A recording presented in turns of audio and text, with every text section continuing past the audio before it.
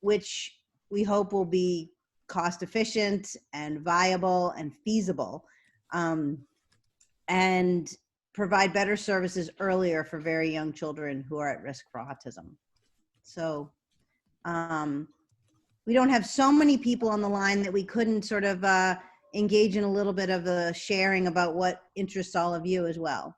So please just sort of go ahead, because you all will show up differently. Yeah, Cindy, there we go. I like that. Raise your hand. I'll call your name. Hey, I'm Cindy Casebeer. I'm working on my certification to become a board certified behavior analyst. I'm a former special ed teacher, and I am very interested in working with preschool, kindergarten, first grade children, and in fact, that's really my first love is working with the younger ones. So I'm fascinated by learning everything you guys can talk to me about. Excellent. Who's next? Maya. So I was interested in hearing more about what you do. And I did, my undergrad is psychology, even though I'm looking at a master's in statistics and mathematics.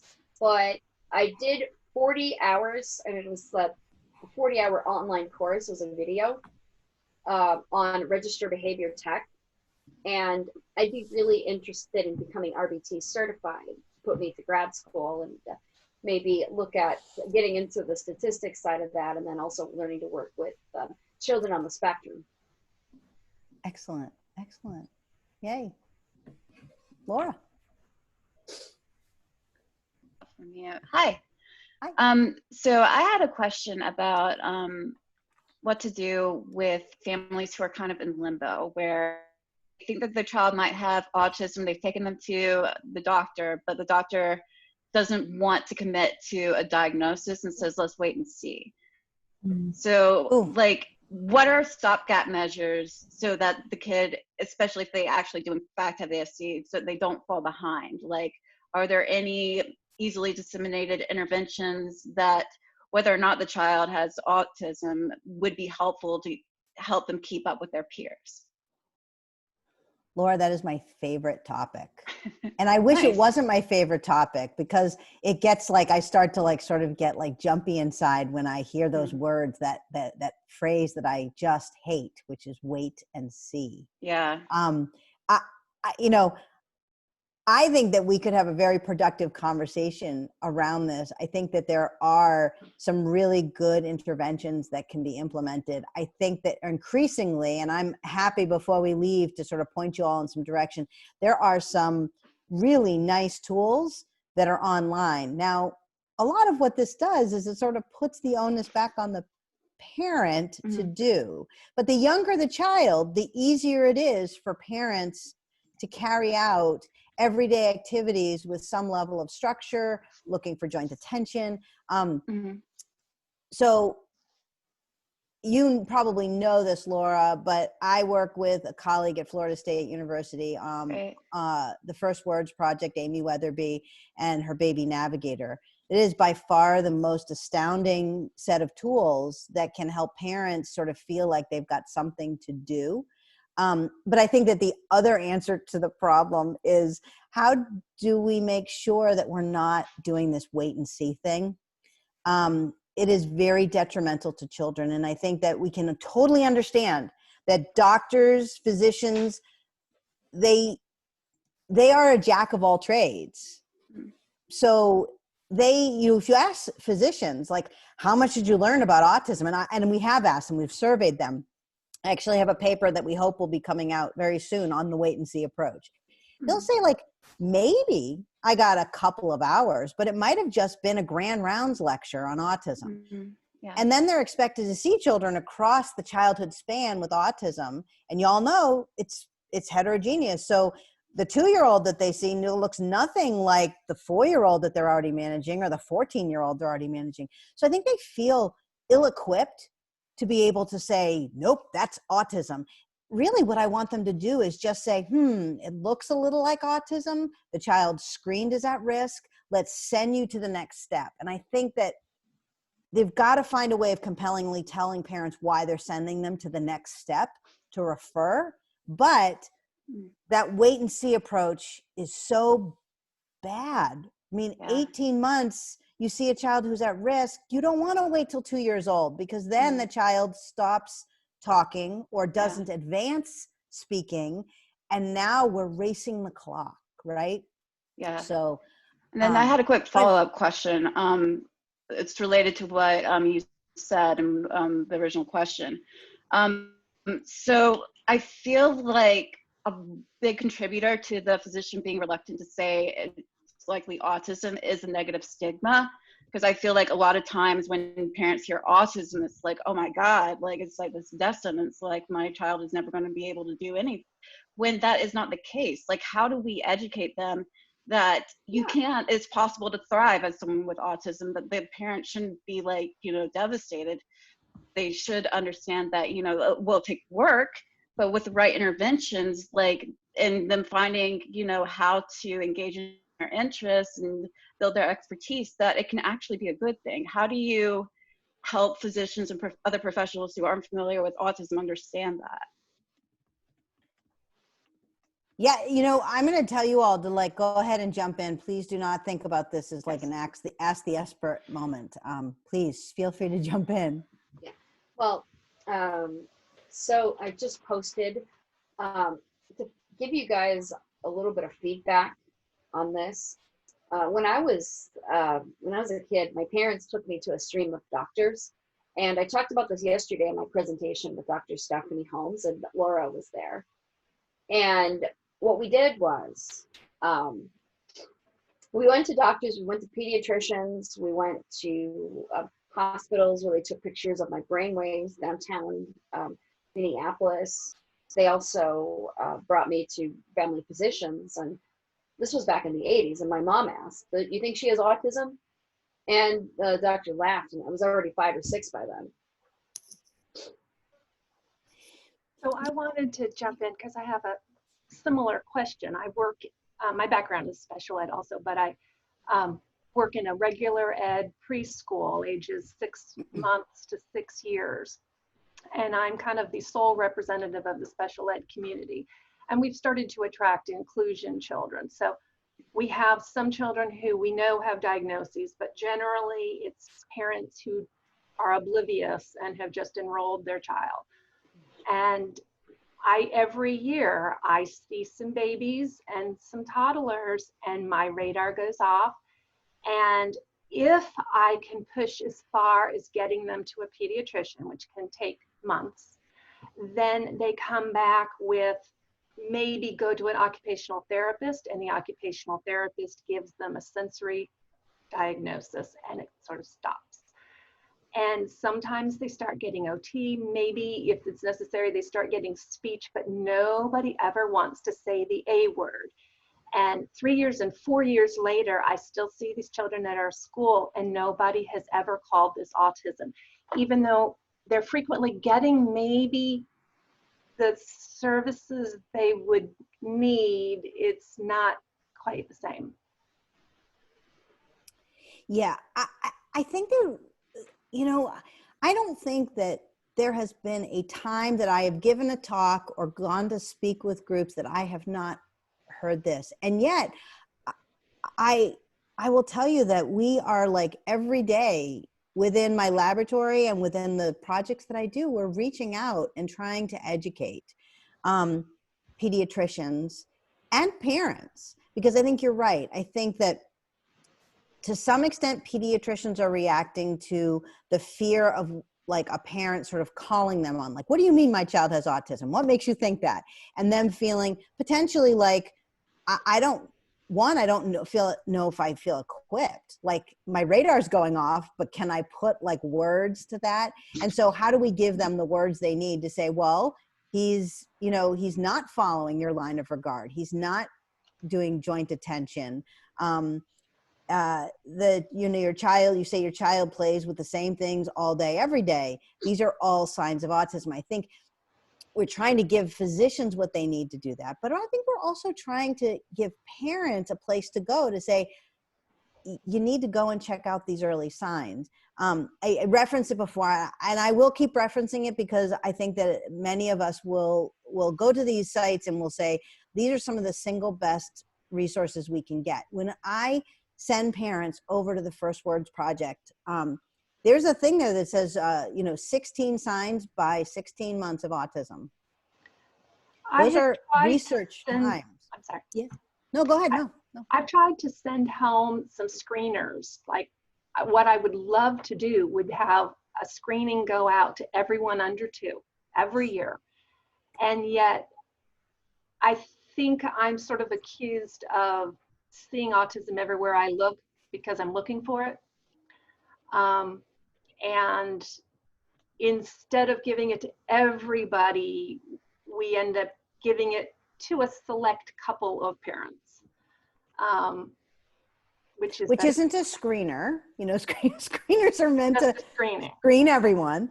Right. So, here's the thing. I don't think that people really realize this, and I often will lead with this, is that about 10 to 15% of young children are going to end up with an actionable delay. That's the way I would talk about this, an actionable delay.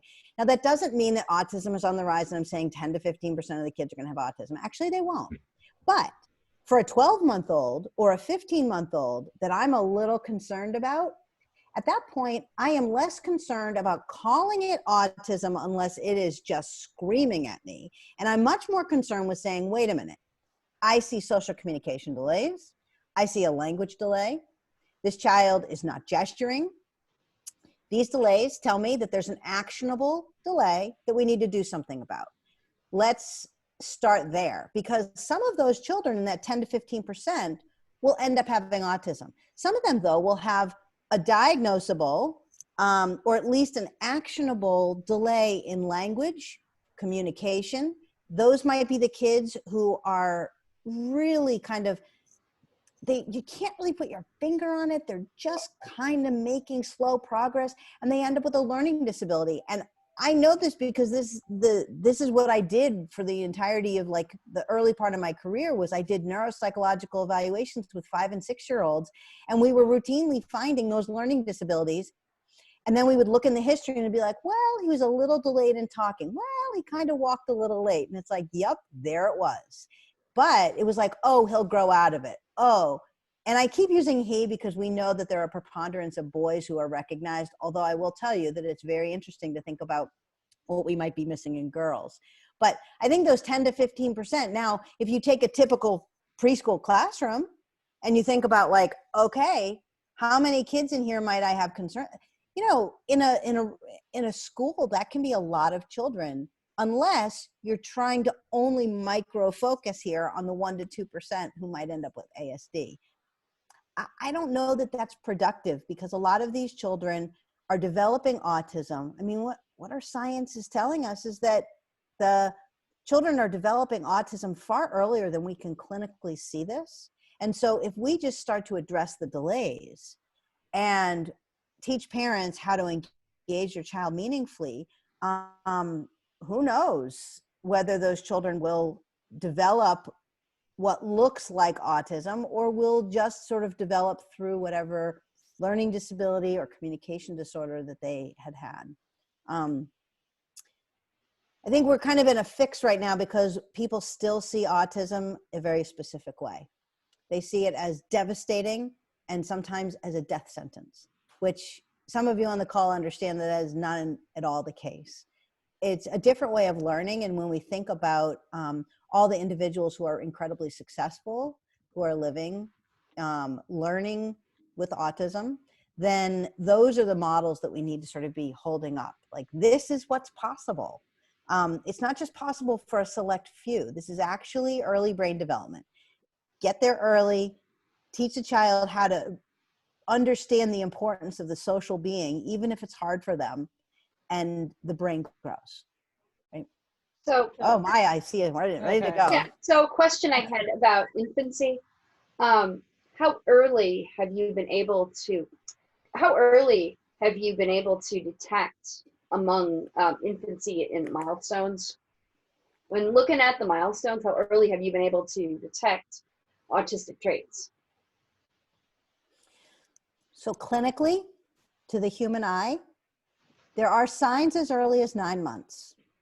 I happen to like the 16 signs by 16 months that Amy Weatherby puts out, because I think what often gets overlooked, and I've read some papers along the way as well, is that, you know, we tend to get sort of short-circuited around, oh, well, child can't have autism. I mean, they're starting to babble and they're starting to get language. And what we're missing is that we cannot wait for the child's verbal language to fail.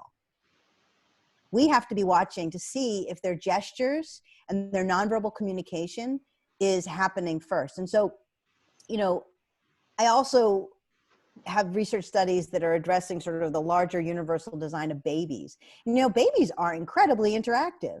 Those of you who like cannot sort of take your eye off a 6-month-old in the grocery store, prior to COVID, before I looked like a scary person with a mask on, if I saw a baby, I was immediately drawn to that baby and I would make eyes at them. And all I had to do was sort of like lift my eyebrows and smile, and they'd lift their eyebrows and turn toward me.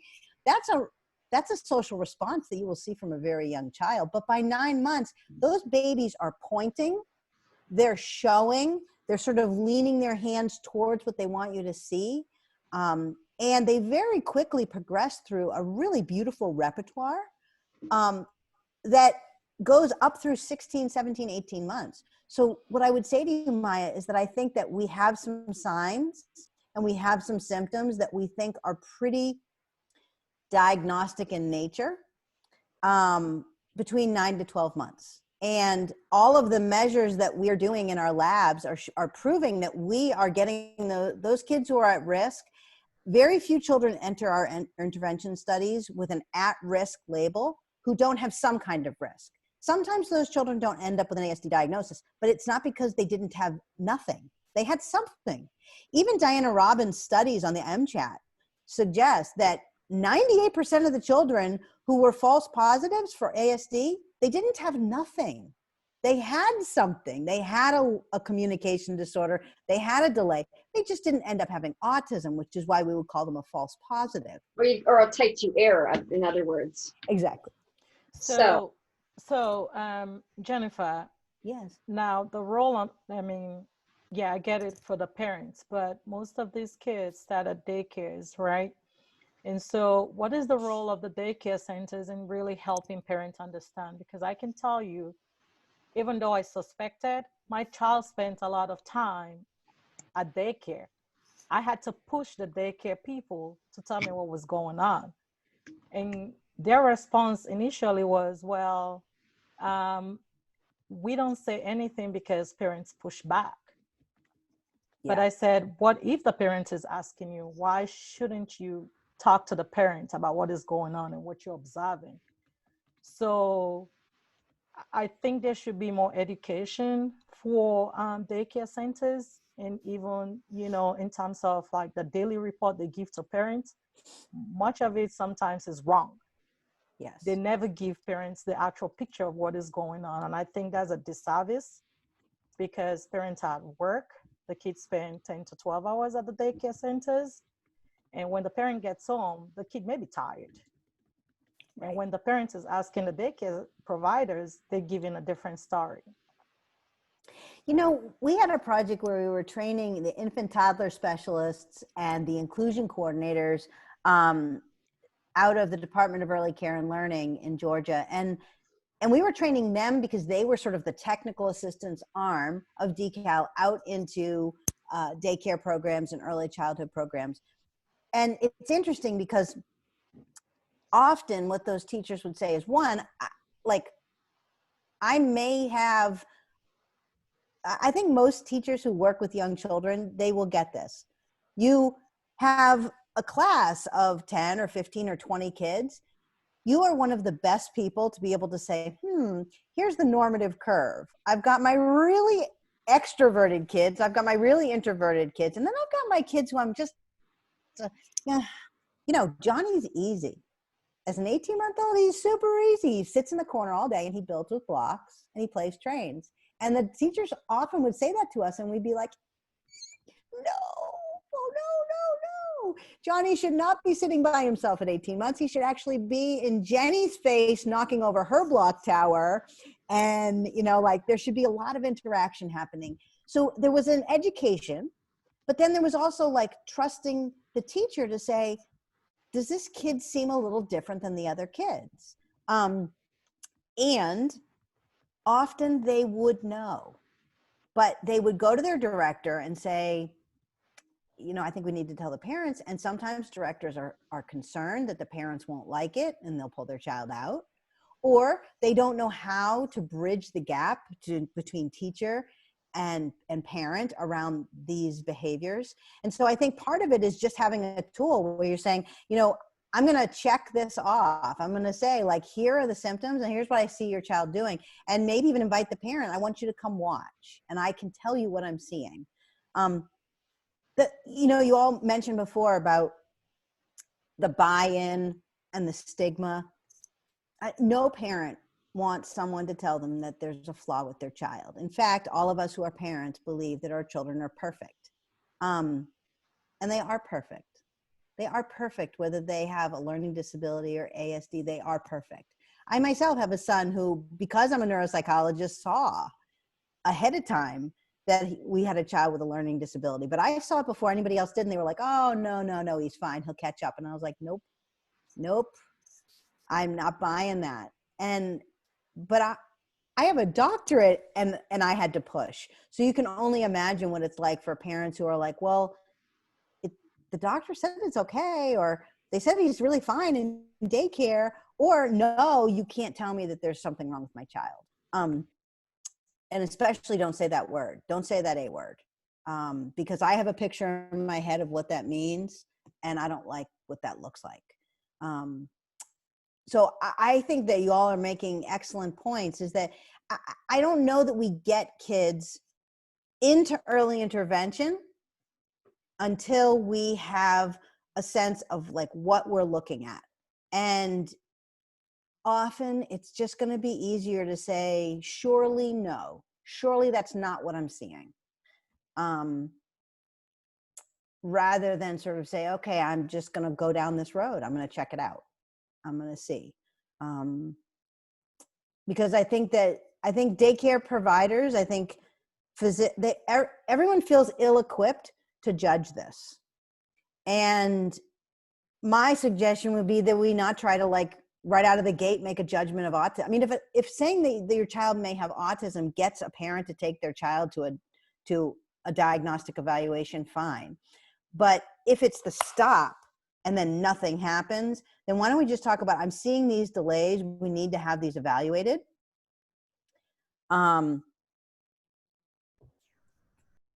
So I think there's education that's built in, but I also think putting some ownership and trust back in the hands of those who spend the most time with children, whether it's a daycare provider or a parent or a nanny or whoever can inform that. So this is just my own impression, but I feel that parents who can perhaps afford a sensory integration disorder label, get that instead. Yeah, it's less stigmatizing. And there are children who actually have sensory issues who don't have autism. Yeah. So it's a little bit of a misnomer. And I guess a parent could afford that if they didn't have to worry about maximizing what they can get through the Part C system, or maximizing what they can get through their insurance, or maximizing what they can get through the school system. Because if you do have, I mean, for a long time too, we've seen these kids sort of filter into, at 3 years old, they filter into the school system and they stay as a significant developmental delay until 7. But not all schools give children the same services under significant developmental delay eligibility as they would if the child had an autism diagnosis. And so I think that we're also seeing that kids may or may not be getting all the services that should be available to them based on that diagnosis of autism.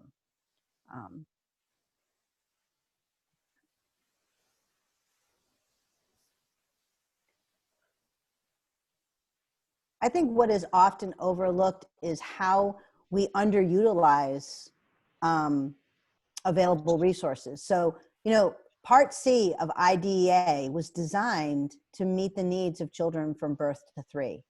And rarely do the providers get to work with children who are younger than 15 to 18 months with autism. If you go to Part C and you have Down syndrome, if you go to Part C and you have a diagnosed disorder that affects your physical being, you need motor, physical therapy, maybe occupational therapy, that's where you see the younger children, because they have this diagnosis or delay that is marked, they're not able to sit up, they're not rolling over, they're not walking.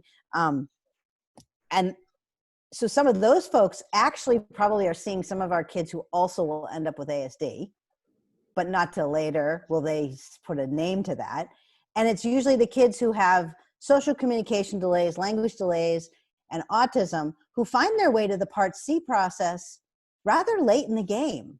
Late for me, because it's usually 20, 22, 24 months, but also late because they have now missed the whole kind of beginning of that process. And by the time they sort of get established with someone, they're almost transitioning out at 3, back into the school system. We've been working a lot with the Part C providers in Georgia to teach them how to coach parents so that parents can make the most of the time that's available to them, because Part C is not funding more than 30 to 60 minutes a week, but the best time that they can spend is to coach parents. But we're not necessarily they're not necessarily getting kids as soon as possible. My impression is that the Babies Can't Wait program is so hard to get into. Don't they need to be either 2 standard deviations below in one area or 1 in 2 areas? I mean, what I find are children who I think would be perfect for that program, and there is absolutely no way in hell they'll actually qualify for it. They're So, kind of, yes, this is an interesting thing. And as far back as like 7 or 8 years ago, when we started establishing relationships with Babies Can't Wait, we had this conversation with them, and I said, this is an untenable solution, because I will tell you that diagnostically, I get it. You're going to give them a Battelle, and they're going to be mildly delayed because they're little. And there's not that much depth of items for a 12-month-old or a 13 or 14-month-old. There's not enough depth of items to show that a child is significantly delayed. But if they're a little delayed in their language and they're a little delayed in their gestures, and I can check off, they are not gesturing, they are not pointing, they're not making eye contact, they're not responding to name, they're playing with restricted toys, I have just essentially given you all the criteria for ASD.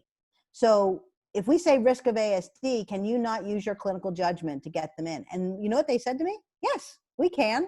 I'm like, great, solved. Let's start talking about using the clinical judgment of the early intervention evaluators.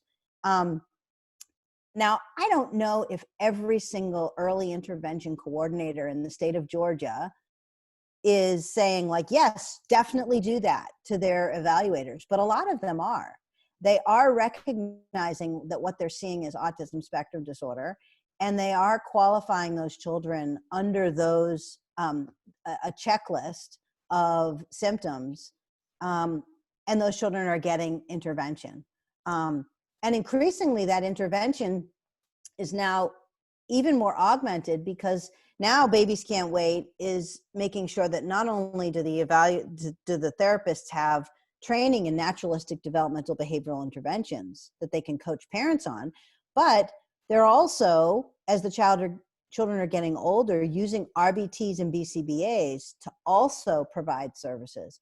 And that can be very powerful, because that can begin to get at some of the delays that we begin to see cropping up when the children are 22, 23, 24 months. I do think that it probably is district by district.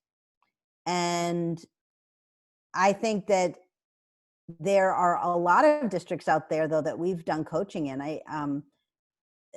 Naima Bond is my coach of coaches, and she's been in Waycross. Waycross, they get it, and they're in a rural area. And some of our folks in North Georgia, they really get it. And, some of the usual suspects you'd expect. I mean, we have some folks in Dalton right now. We have some folks in Rome. We have some folks in Cobb who are in one of our research projects, and they are doing so wonderfully. They're hitting it out of the park, taking care of these kids. And then we have other districts that are overwhelmed, understaffed, and they're just doing what they can. I still think that it's part education. If we said, like, there's just no way you can ignore these delays, these lack of gestures. And I keep going back to gestures because I really want to change the conversation from like, oh, my child is not talking or they stopped talking, to like, but they're not gesturing. They're not using facial expressions. They're not reading facial expressions. Those are sometimes the earliest things that we're looking for in young children.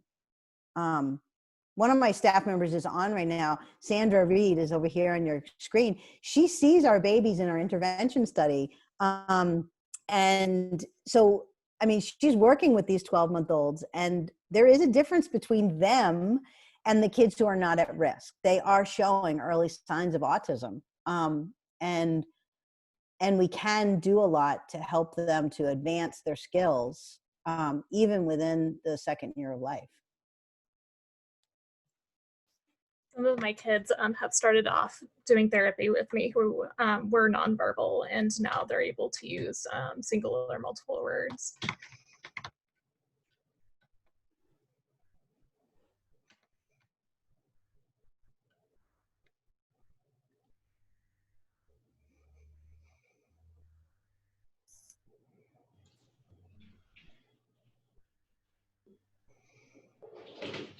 Yeah. So these Cindy, you're muted. Sorry. I love the idea of what you were talking about, 16 signs by 16 months. Yep. Oh my gosh, that's wonderful. Yeah, I'm gonna see if I can, Baby Navigator. I think I can share my screen. So if I can get, I'm gonna show it to you here.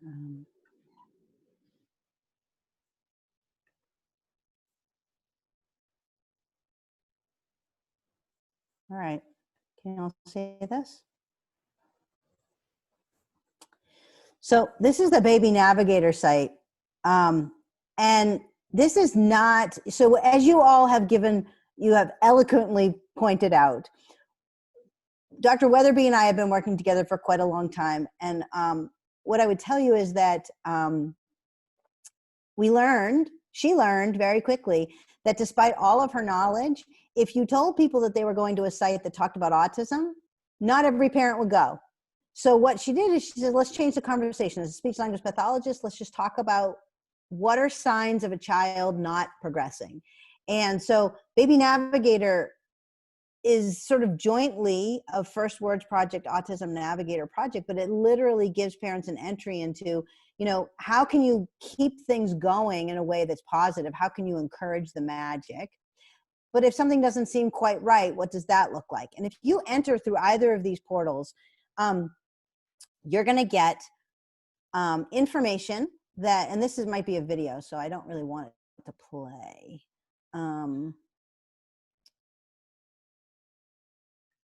But there are tools that will, sorry, I'm a beast at navigating here. I will pull a slideshow up that has them in it. But there are tools that have 16 signs of early signs of autism. And then there'll be 16 signs, 16 gestures by 16 months. And they're checklists. There's even lookbooks. So like, what is it, when you say that the child's not pointing, what does that look like? Well, there's big, beautiful pictures, these gorgeous babies showing you what it means to like point with one finger versus sort of like the early point is sort of a like a whole hand point, when the babies sort of take their chubby little hands and point in the one direction. These are all things that are typical, and a parent would be able to say, oh, like, I wonder if my baby's doing that. Oh, wait a minute, how come they've never done that? So it sort of starts with social communication milestones that are easy to sort of track along the way. You know, videos that you can watch if you don't know what it looks like, what receptive language in a 9-month-old should look like. But then a checklist, and these checklists are PDFs. You can print them. You can print them and use them shamelessly. Just print them and hand them to people. They're beautiful checklists.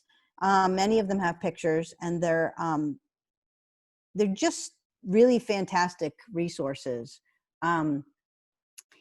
It's that kind of education that may, in fact, make the difference. So let me see if I can share my screen again. I'm just finding stuff. So this might be a bit small, but these are social communication growth charts at 7 to 8 months. What does a child do that is language oriented, play, social, emotional regulation, and self-directed learning? And it goes all the way to 23 to 24 months. So these are things that you could give to parents to help them learn about what their baby should be doing. But there's also a how-to guide for parents, which I might have at the beginning talked about a little bit with Laura when she asked the question about what do you do in the interim. You know, like, there are doctors can now send their patients to the how-to guide. And that is a guide that can sort of tell parents, like, what's the most important thing for you to do? Well, you know, let your child make a peanut butter sandwich with you. Let them get messy, talk about the steps. You know, we like spread the peanut butter and then we have to screw the top on. And, you know, you developmentalists, you're going to see that there's so many great skills. A little messy, but even that, tolerating messiness is important. So here it is, a glimpse of 16 early signs of autism by 16 months. So again, this can be printed and used, and it's 9 to 16 months. So this is early, before you'd expect the child to be screened by a physician.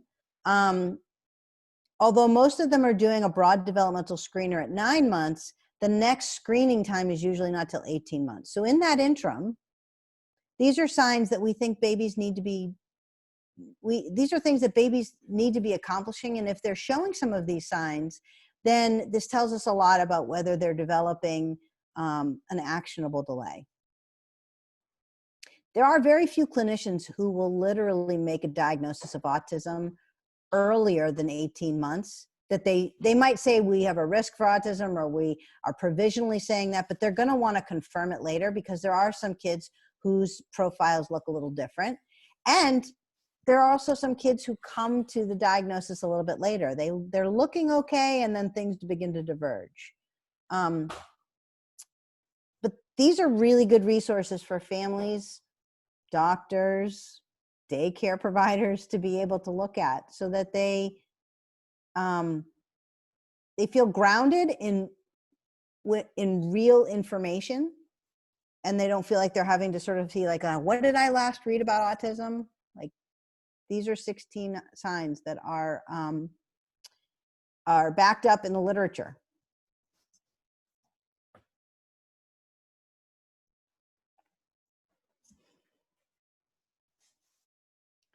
Yeah, Laura?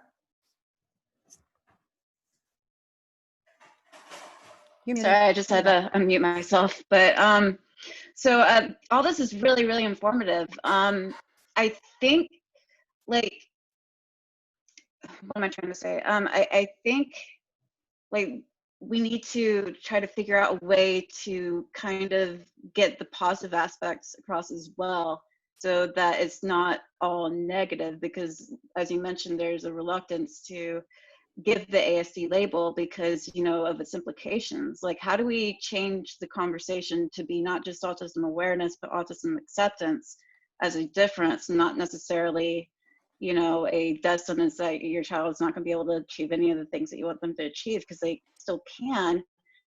It's just often a restrictive approach to take, where it's assumed that the child will not be able to do such because they haven't reached milestone XYZ. And while that could be possibly true, at the same time, if you already have that expectation that they're not going to be able to, then it's much more likely that they're not going to be able to. So like, how do you make expectations realistic, but not so pessimistic that it limits the child's potential? That's the $1 million question.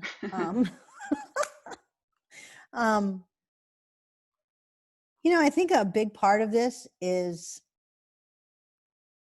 you know, like letting the current, like I'm kind of going to be metaphorical about this, but you'll get where I'm going. Like, you know, you're not going to get very far if you're swimming against the current. And sometimes I see that that's what's happening when families are not aware or are saying, no, that's not what's happening, is that what they're going to end up doing is they're going to end up wanting to create the best possible situation. But it may be that they arrived at the problem later than they could have. So when you arrive at like, my child is showing some delays, let me get right on that, you are maximizing brain development.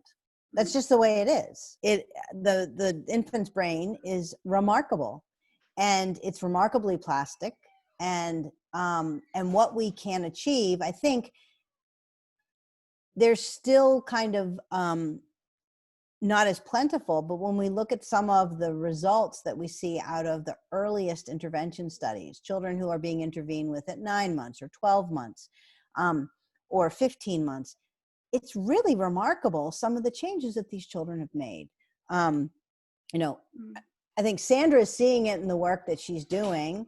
Some of the clinicians who worked in our first ACE study saw it as well, that we were catching these kids early, and you know, they still had autism at 24 months, but one-on-one with their parents, they were doing pretty well. And I say that because I watched some of these kids in a play group, and it was harder for them. So that's proof positive that autism is still there, and autism is still going to have an impact on the child, and there's still going to need to be more, but they were talking and they were interacting, and they were playing with a number of different toys, and they were looking at their parent and including them. And all of those are the kind of things that will grow the baby's brain. So I think that if there's any way for any parent to sort of get the message that, like, you know, this is not just about like how hard it is to get your sleep routine with your infant.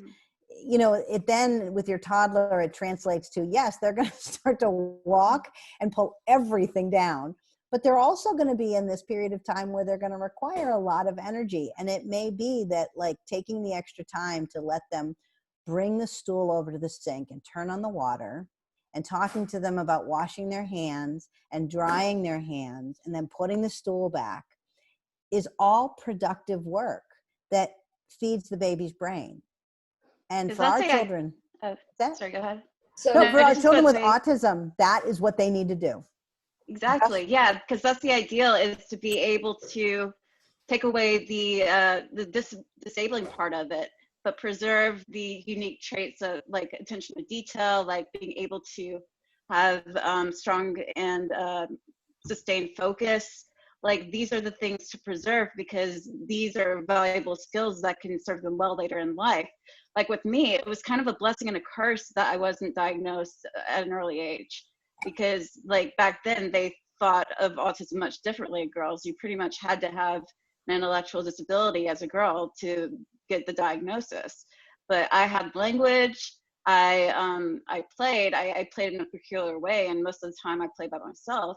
But people just thought I was weird. They didn't think I was autistic. So I was treated just as my same age peers, and I was actually able to test into the gifted class. But people just thought, you know, I was weird and didn't really know how to make friends. And then it was only in my early 20s when I was at Emory that it was finally suggested that I might be on the spectrum. And then here I am now.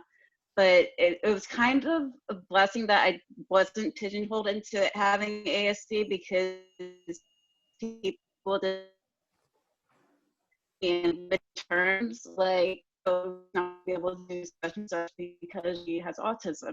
So I think because I kind of masked and was undetected for so long, I was still able to, you know, achieve a lot of things. So like, I think it's good for kids to get the early diagnosis, but at the same time, it should be done in a way that doesn't limit them. Does that make sense? Yeah, so this is Maya. A question I have is about the speech therapy. So what does speech therapy look like in these early interventions? I was trying to understand, how does it work? You know, it's an interesting question.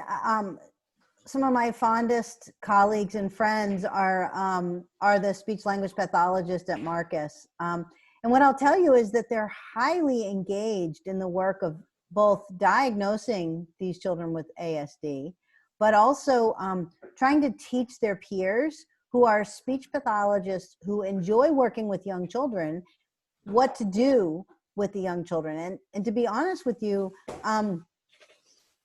it's really speech language pathology that they're practicing, because most of these kids are not needing a speech therapist because they have articulation problems, at least not yet.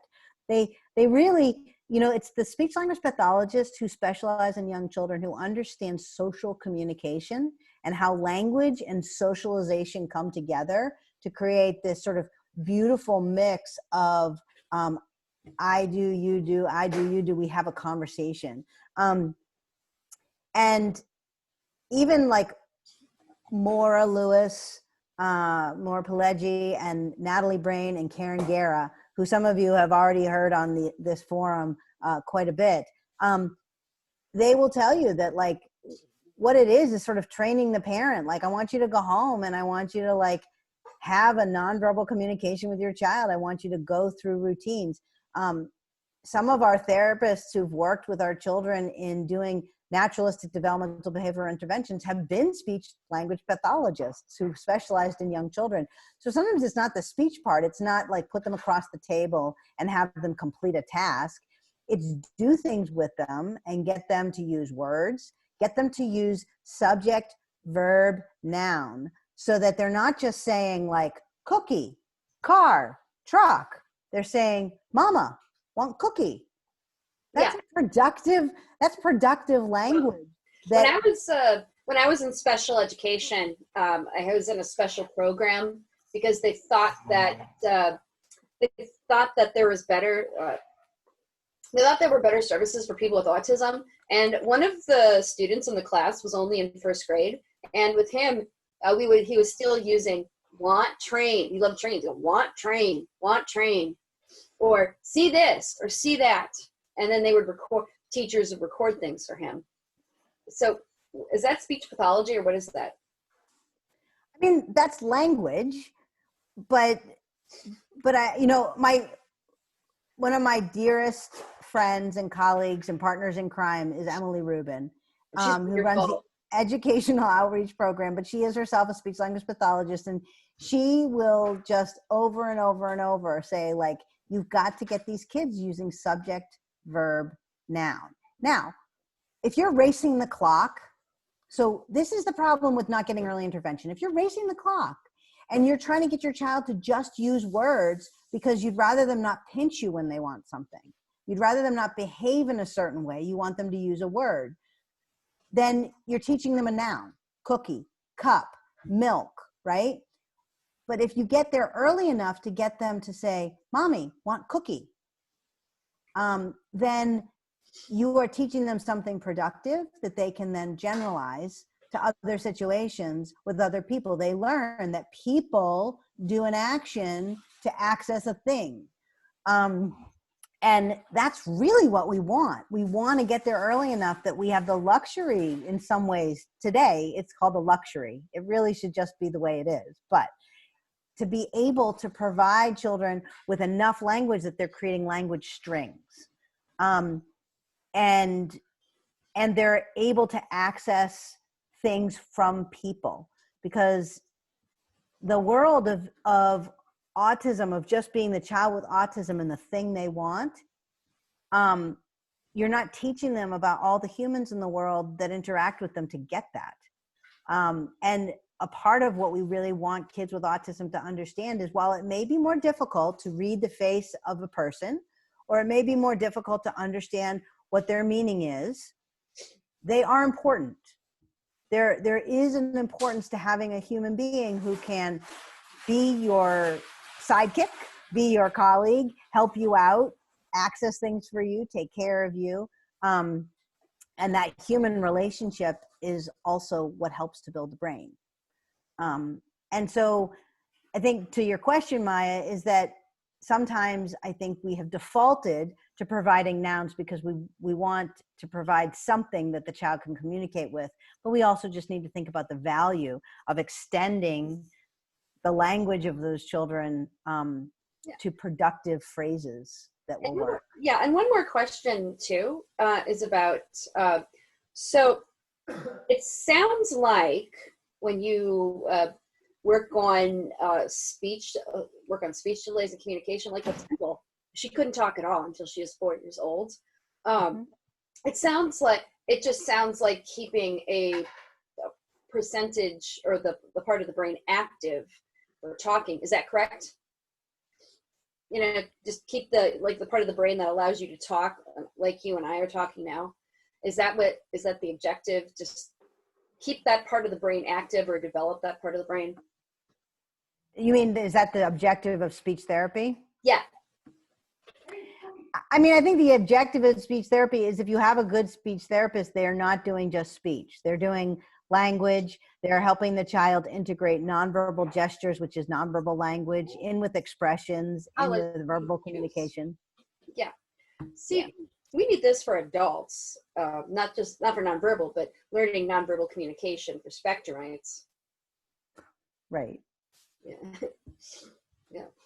That actually reminds me of a book that I discussed with you, I think a few months ago at a PCORI meeting, Radically Open DBT. DBT. Yeah, and they talk about how to foster nonverbal language skills and kind of how to teach, like body stance, like, if you're upright and kind of leaning forward, that might be perceived as kind of, too aggressive, and kind of laying back and being more relaxed, tends to make it easier to, be perceived favorably in a conversation, instead of, like being more aware of the things that you're usually not aware of, that people might interpret in a way that you don't mean for them to interpret. And that kind of gets me back to one thing that I've been thinking a lot about, is how to counteract things that might have an adverse effect on the child's social development, particularly rejection and exclusion. Because for me, these were the things that hindered me the most when I was a child from developing friendships, was encountering rejection, encountering exclusion. And these things, their effect was as punishers. So I was much less likely to seek out social interaction. And because of that, I wasn't developing those skills. So, hit adolescence and high school, like I was just a weirdo who didn't eat lunch with anyone and just was completely by myself. Like, how do you prevent outcomes like that from happening when kids can be mean? Like, how do you account for that? I'm a big proponent of inclusion education. Yeah. I think it's really hard to do, and I think we're still learning how to do it. I'm proud to say that my children went to an inclusive preschool, and I think it's kids don't think about the differences between them and others in a pejorative way when they're that little.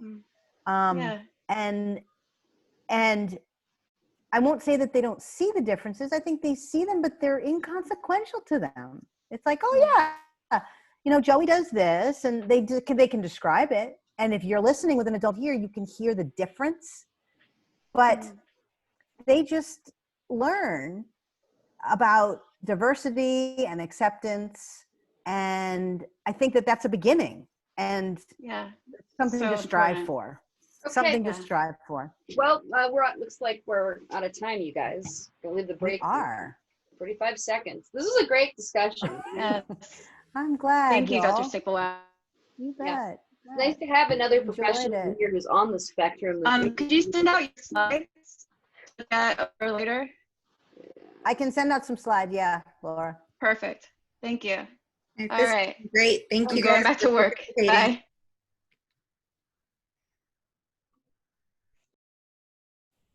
That's good to hear. Hi. Karen Gara, I just talked about you. Oh, I was going like this. My ears were ringing. How did it go? I was talking about my favorite street language pathologists, and you're one of them. Thank you. Oh, you're so sweet. I enjoyed presenting with you last week, so thank you very much. Evelyn, you look great. Thank you, Maya. When did you cut your hair? Like a month ago. It looks really good on you. Thank you. I really appreciate all of you guys that presented and all of you that continue to come like almost every day. Like, we really appreciate you guys. We pull this together and transitioned online, and I'm loving that you guys are enjoying these lunch discussions and coming out. So thank you so much. So much. We have one more day. We have two tomorrow, one about diagnosis and detection. I think that's the title. And then the other is about autism and healthcare. So join us for those two tomorrow if you're able. And look out for an evaluation. We're going to ask you for your feedback on your experience with the lunch discussion portion of the Autism Conference and Expo. So we would love to hear your feedback and know how you felt about everything and how everything went. The good and the bad and the ugly, if there was any. No uglies, no uglies. Maybe the first 2 days. If y'all were with me the first 2 days, you know it was kind of ugly, but. Jareen, thank you. You've You're been just wonderful, a superstar at this. Thank You're you. welcome. I'm happy to have been able to learn this whole Zoom thing. When Dr. Dan Crimmins came into my office on March 13th, I'll never forget. No, it was the week before that, where he was like, "Oh, we're gonna have to do virtual." I was like, "No, I mean, it's too much." I was devastated that I wasn't able to set up the sensory room. I was like, no. So he had to twist my arm a little bit, and I'm glad, because now this is like a whole new avenue that I didn't even know we could do a conference and discussions and stuff like that. So hopefully we can continue to offer these even outside of conference. You know, I think it's good for us to connect with each other. So appreciate y'all so much. Thank you very much. You got that Take song care. in my head. A whole new world. See you tomorrow. Thank you, Karen. Bye, Samuel. Bye. Thank you, Evelyn. Thank you, everyone. Bye, Jen, Jareen. Talk to you tomorrow. Bye. Bye.